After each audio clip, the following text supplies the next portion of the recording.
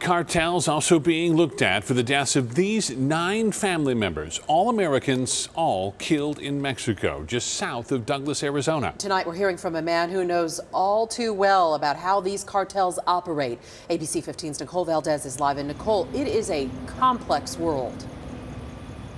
Yeah, Katie, Steve, these cartels are much more than just criminal organizations. At their very base, they are businesses, and drug smuggling is their bread and butter. So experts telling us tonight they're actually shedding some more light on the lengths these cartels may be willing to go to ensure that their operations in Mexico continue to bring in that cash.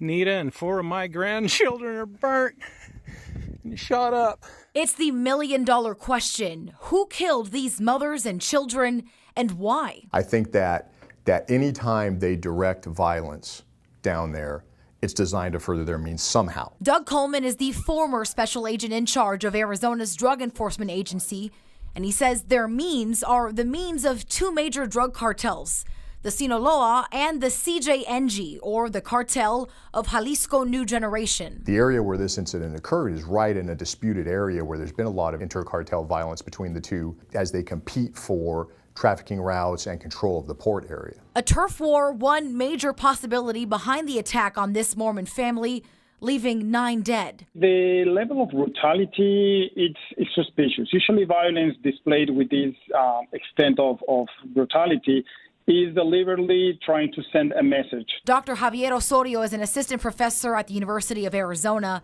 and his theory matches Coleman's almost to a T. That's probably one of the drivers of increasing the greed of controlling these routes, so they can actually make more money from trafficking fentanyl. Even with added pressure and efforts to find the killers, Osorio says it could be next to impossible, with more than 95% of Mexico's murders still unsolved. Coleman, though, thinks this case could be different. I think that every day that we crack down on the cartels and the way that they operate costs them money, so eventually they will break.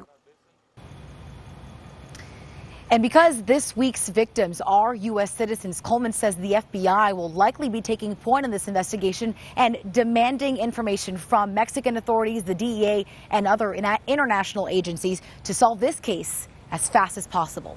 In Phoenix tonight, Nicole Valdez, ABC 15, Arizona.